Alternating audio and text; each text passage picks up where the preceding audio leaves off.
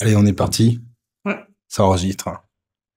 Alors, faut que je lise lentement pour les gens qui écoutent un podcast puissent suivre. Oui. Donc, tu te calmes. Ma sœur a 16 ans. Elle a eu un trauma complexe en assistant notamment à la décompensation de son frère en phase maniaque, etc.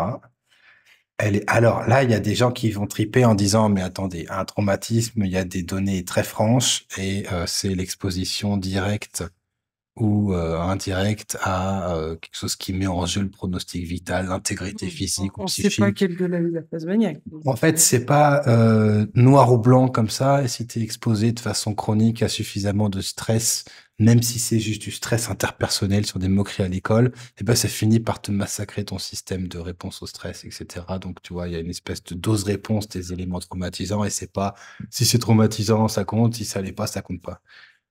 Contrairement à ce que moi j'ai pu tenir comme discours quand j'étais crétin. Donc voilà, c'est la sœur. Elle est suivie par des psychologues en EMDR jusqu'en novembre, où elle est passée par une phase maniaque. Il lui a été donné de l'atarax en petite quantité. Bon, pourquoi pas. Puis une fois apaisée en février, un suivi avec les psychiatres a été mis en place. Un traitement par 100 racines, 25 mg matin et soir. Alors, Sertraline, non? ça doit être sertraline, j'imagine. Ça doit être le 25 correcteur mg automatique. matin et soir. Mais 100 racines, c'est joli. Il a été réduit à seulement un soir, vu qu'elle a été dans un état hypomane. Ah, Jusque-là, tout se tient à peu près, jusque-là, c'est une catastrophe. sauf l'atarax en petite quantité. Dernièrement, elle a fait un virage maniaque, arrêt de l'antidépresseur, mise en quand place d'alprazolam. Bon, moi, je ne comprends plus rien. Je pense qu'il faut un thymorégulateur. Je souhaiterais avoir votre avis. Alors, moi, avec les données qu'on a, c'est-à-dire des données extrêmement restreintes, Oui. et en l'absence du raisonnement du confrère psychiatre qui a fait ça, il est possible de dire qu'il faudrait peut-être un régulateur d'humeur. Peut-être. Peut-être. J'ai peur qu'elle ait des neuroleptiques qui la cassent, surtout à cet âge-là. Alors. Qu'est-ce que vous préconisez? Les neuroleptiques, il y en a qui sont des régulateurs d'humeur. Oui, alors là, moi, je suis assez biaisé sur ce genre de réponse parce que je suis pas un fan des neuroleptiques en tant que régulateur d'humeur. Je pense que la kétiapine, ça marche très bien, mais que ça peut casser facilement. Ah oui. C'est un patient sur 4 qui se plaint de sédation, donc c'est beaucoup. Ouais. Vu que c'est un patient sur 5 ou sur 6 qui va mieux, ça fait cher payer parfois. Moi, j'en prends, mais je pense que c'est compliqué de commencer par la kétiapine, malgré que c'est le seul qui est l'AMM sucrose, bordel, des Doctolib qui fait chier constamment. C'est pas possible. Doctolib Attends. sur Mac. Attends 2 secondes. S'il y a des Médecins qui nous écoutent. Ouais, alors des médecins qui nous écoutent et surtout des gars de Doctolib. Sur Mac, il est harcelant. Il est harcelant. Il est harcelant, faites quelque chose. Donc moi, je préconiserais de directement prendre contact avec le psychiatre qui fait ça et de lui poser la question, parce que c'est vrai que vu d'ici, on aurait tendance à dire que faut peut-être lâcher les antidépresseurs et lâcher l'alprazolam qui a des propriétés antidépressives. Donc dans toutes les benzos, c'est pas celle qu'on aurait mis non plus. Voilà, de là où on aurait pu dire ça, sachant que les avis à distance sur Internet sont toujours à prendre avec des pincettes énormes. Exact. Alors, bonjour, je m'adresse à vos compétences en pharmaco.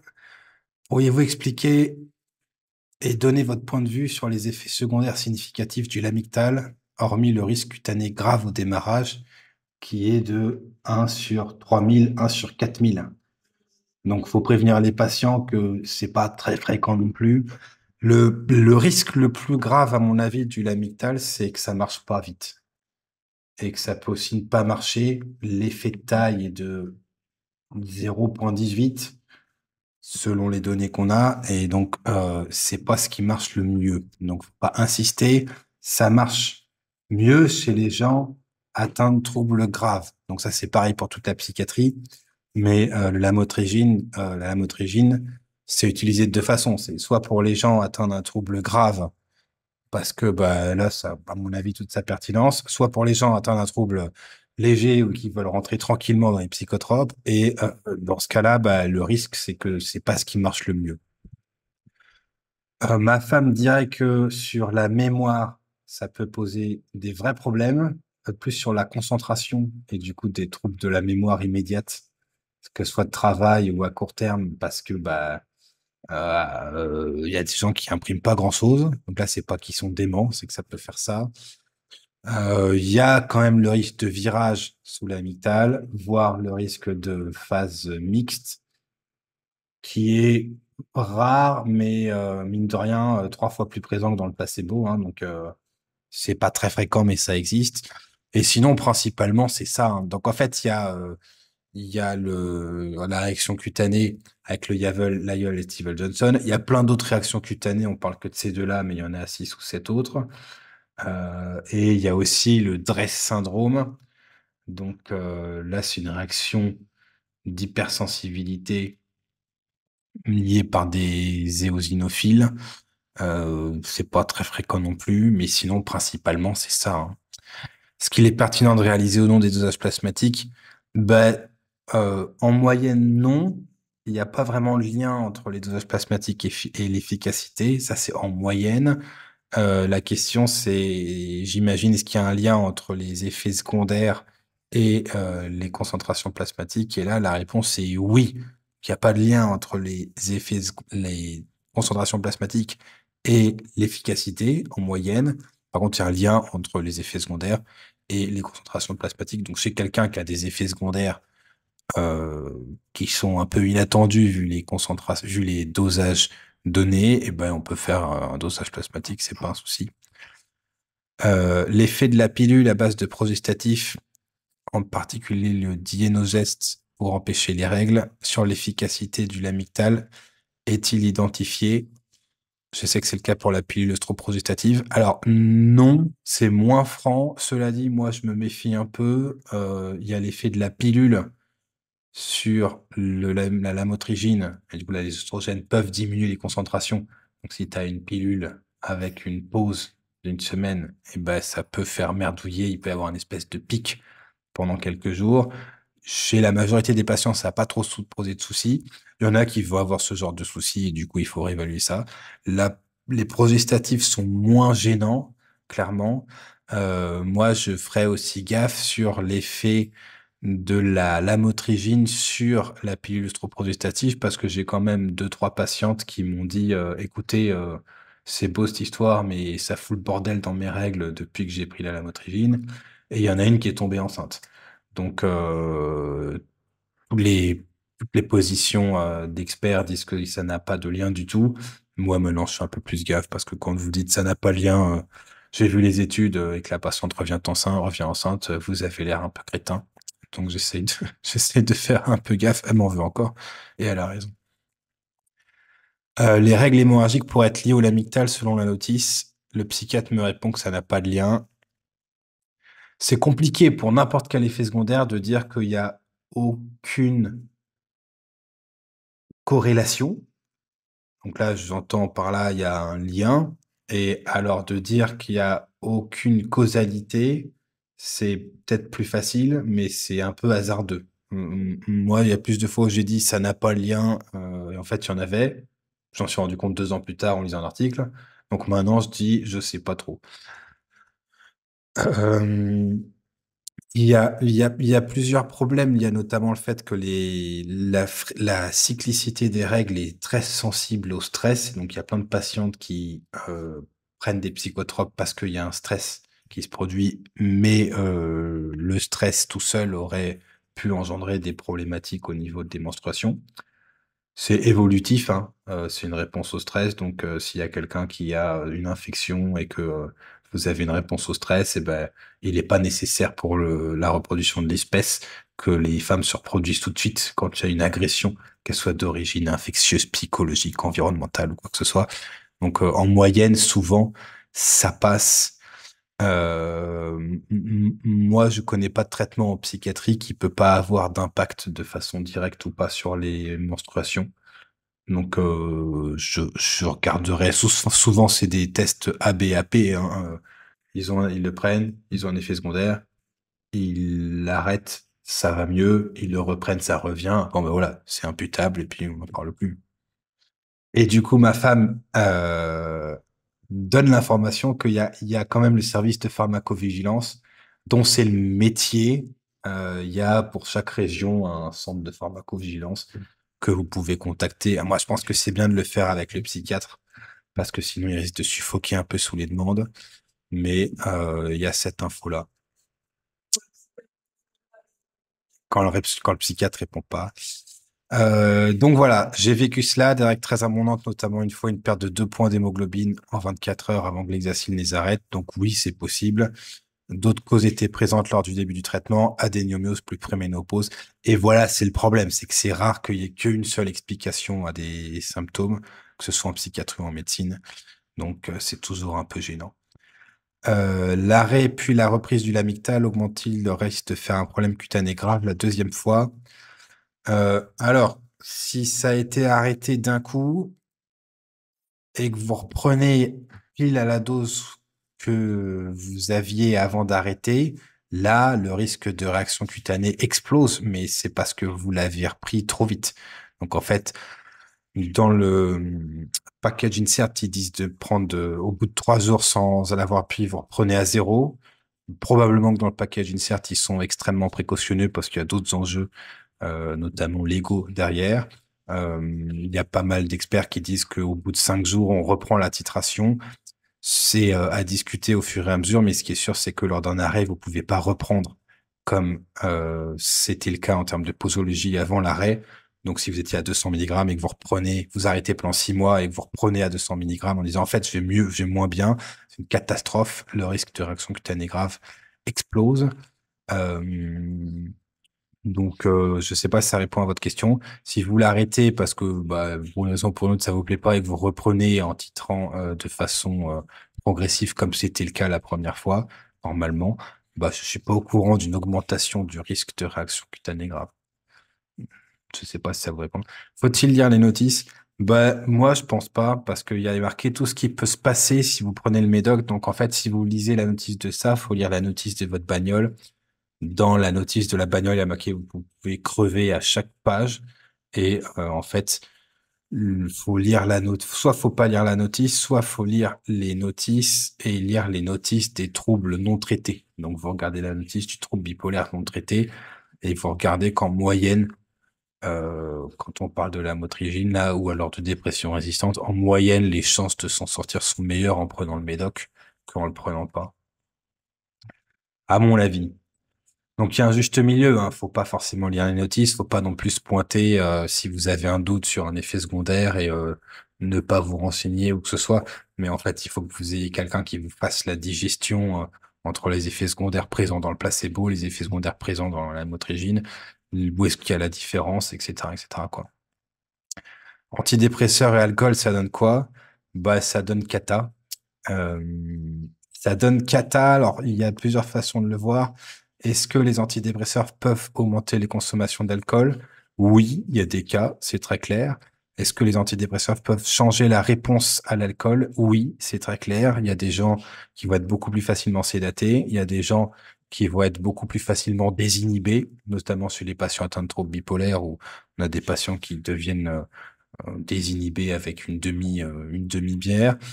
Il y a des personnes qui n'auront plus d'effet et le côté renforçant de l'alcool disparaît. Il y a l'effet de l'alcool sur les antidépresseurs. Là, le problème, c'est que bah, souvent, ça marche beaucoup moins bien parce que l'alcool est beaucoup plus puissant que les antidépresseurs. Que là, quand vous posez la question, j'imagine que c'est sur des consommations suffisamment régulières pour que la question se pose. Quand c'est des consommations régulières, l'efficacité de l'antidépresseur est un petit peu mise en danger, quoi. Donc, vous risquez d'avoir un traitement qui sert à rien. Il y a sur le côté pharmacocinétique, qu'est-ce que ça va faire? Et donc, ça dépend des antidépresseurs, mais il y a des consommations d'alcool tellement importantes qui vont faire que ça va modifier la façon dont les antidépresseurs sont gérés par le corps, et ça peut donner lieu à des espèces de trucs infernaux où les gens, quand ils prennent l'antidépresseur et l'alcool en même temps, ils sont surdosés en antidépresseurs, et puis quand il y a plus d'alcool, ils sont sous-dosés en antidépresseurs. Enfin, ça commence à être compliqué en termes de pharmaco, là, mais ce qui est sûr, c'est que c'est jamais vraiment une bonne idée. Après, vous avez la consommation ponctuelle d'alcool. Je sais pas moi, vous faites 2 unités, 2 verres de vin le soir quand vous êtes sans antidépresseur pour un problématique dépressive ou anxieuse légère. Et bah là, ça pose pas de souci, hein. Moi, je pense que l'alcool, c'est pas une bonne idée de toute façon, mais quand c'est une unité ou deux de façon ponctuelle, une fois dans la semaine, c'est pas idéal. Mais s'il faut choisir entre ça et arrêter le traitement, vaut mieux continuer à prendre le médoc, hein. L'olanzapine pour un trouble de la perso borderline, vous en pensez quoi? Le risque d'automutilation est-il vraiment augmenté? Et oui, pourquoi? Et si oui, pourquoi? Moi, je pense que en moyenne, sur le trouble borderline, je parle du trouble seul, donc c'est faux dans 95% des cas. Les dopamines bloquants, c'est extrêmement gênant parce que le risque qu'il y ait des effets secondaires considérable et largement supérieur aux bénéfices qu'on peut en tirer. Donc ça, c'est en moyenne. Ça veut pas dire qu'il va pas avoir une patiente ou un patient qui va être miraculé sous olanzapine dans cette indication, mais c'est-à-dire qu'en moyenne, il faut quand même faire gaffe et si ça s'essaye, ça a intérêt à être franchement efficace, quoi. Sinon, ça dégage. Le risque d'automutilation est-il vraiment augmenté? Si oui, pourquoi? Oui, parce que vous avez plusieurs mécanismes psychopharmacaux, voire psychologico-pharmacaux qui sont supposés dans ce phénomène-là. Et il y a des dysrégulations de la voie dopaminergique qui sont potentiellement incriminées, notamment dans le fait que il y a la naltrexone qui marche, qui est un antagoniste sur les récepteurs kappa aux opiacés et qui fait que ça va aller être plus ou moins renforçant derrière.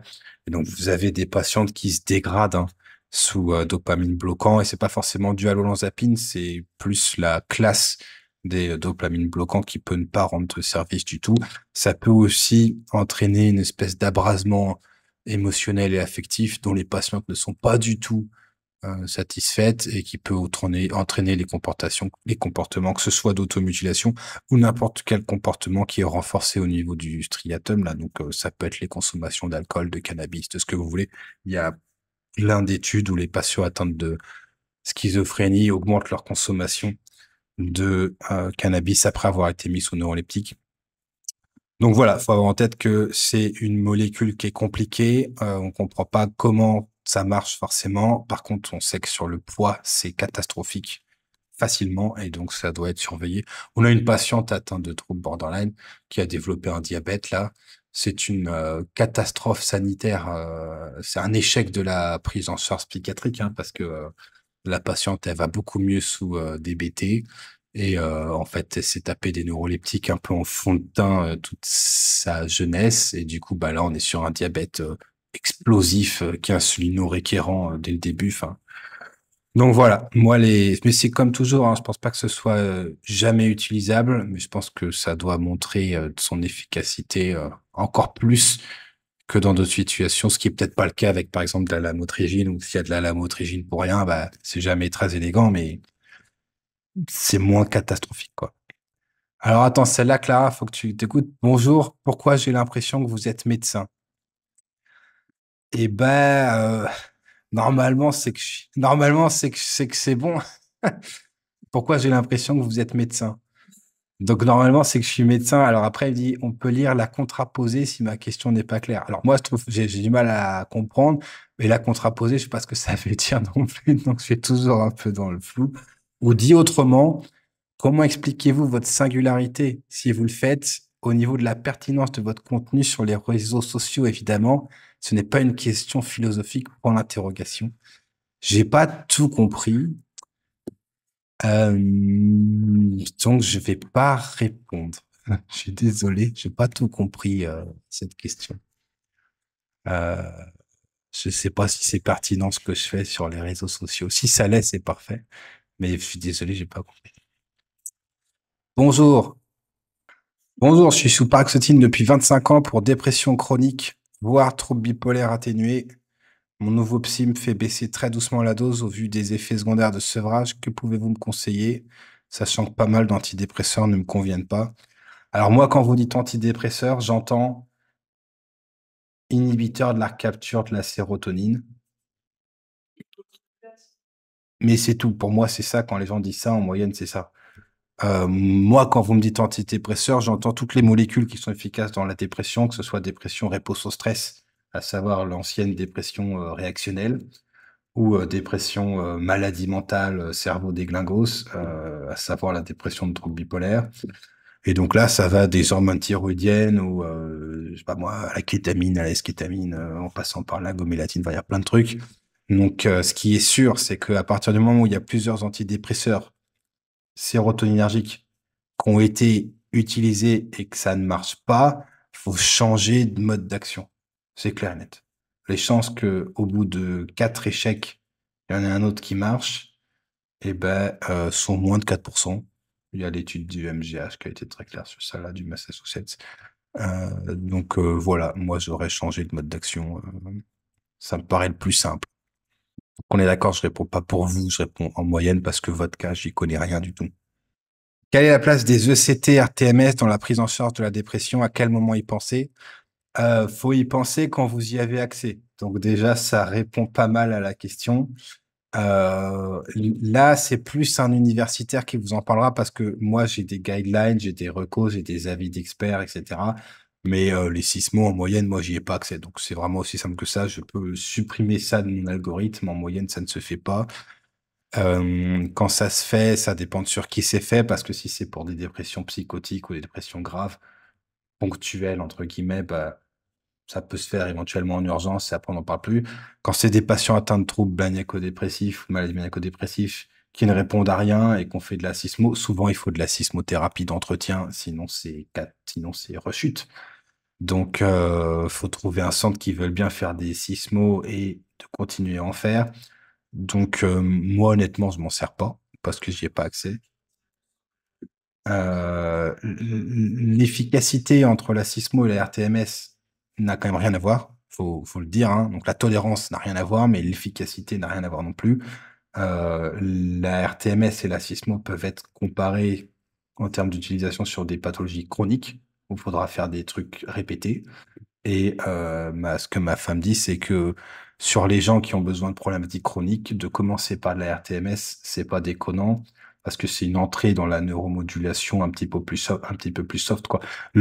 La RTMS est à la sismo, ce que la lamotrigine est à la kétiapine, quoi. C'est une version quand même plus facilement tolérable pour rentrer dans le sujet.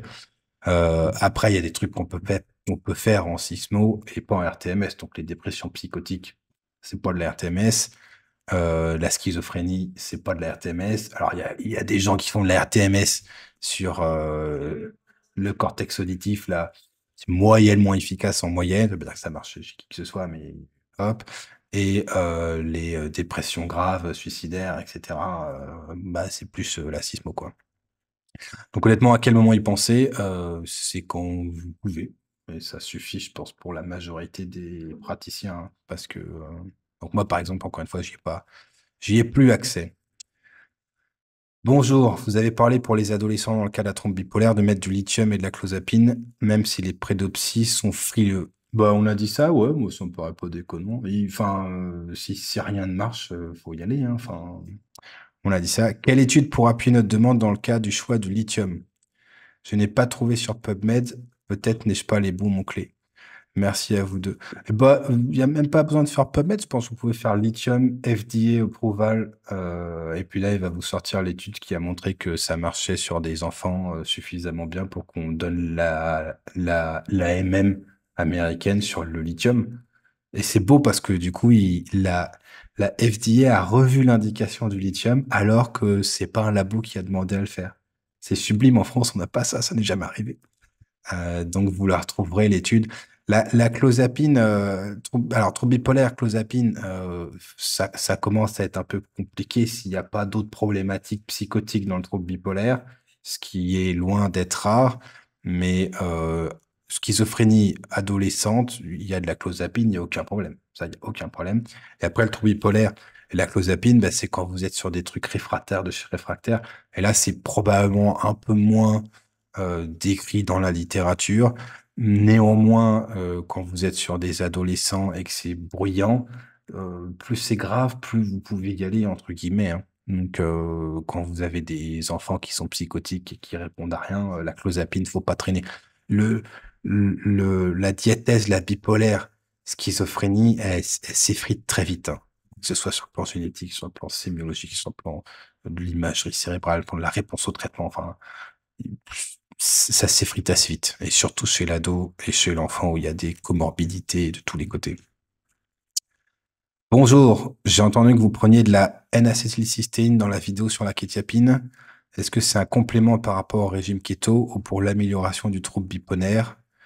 Bipolaire dans l'ensemble, que pensez-vous des compléments alimentaires dans le trouble bipolaire?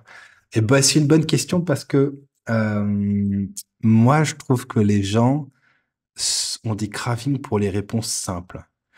Et on est passé de la théorie de la sérotonine dans la dépression à la théorie de l'inflammation dans la psychiatrie.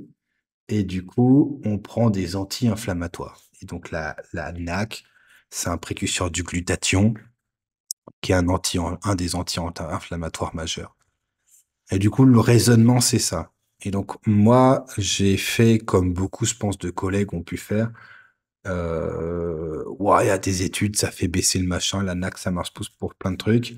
Et en fait, l'inflammation, c'est pas toujours mauvais, hein. L'inflammation, c'est aussi ça qui fait qu'on va faire le tri dans les cellules toutes pourries qui doivent être démolies ou les cellules fonctionnelles qu'on garde.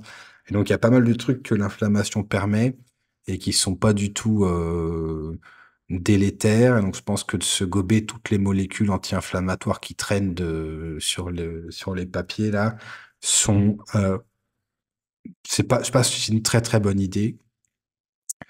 Moi, je prends de la NAC, honnêtement, parce qu'il y a un moment où j'allais très bien et j'avais de la NAC et du coup, c'est devenu un peu une habitude. C'est plus sur un mode ça marche, je ne touche à rien, que sur un objectif de viser une telle ou telle fonction avec la NAC.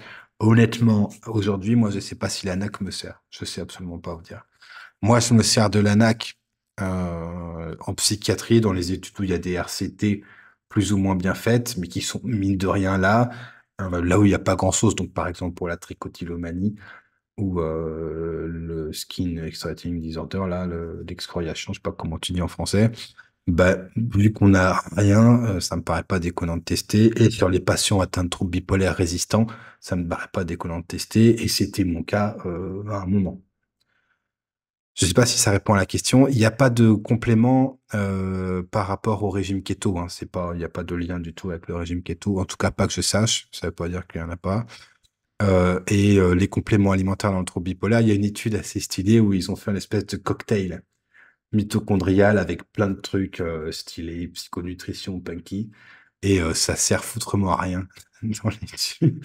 Donc moi, je pense que quand on a du pognon, vaut mieux le dépenser dans de la thérapie bien foutue que dans des compléments alimentaires qui ont en moyenne moins de chances de marcher que la thérapie bien faite.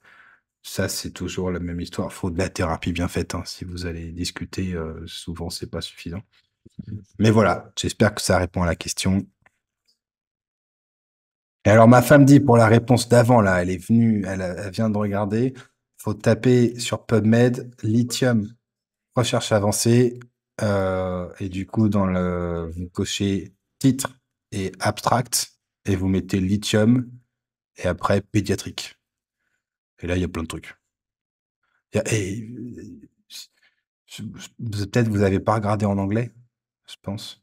Mais c'est vrai qu'il y en a pas mal. Bonjour, quel est l'intérêt pour un traitement de bipolarité à tendance dépressive de rajouter de la lamotrigine au lithium? Ben, en moyenne, ça marche mieux.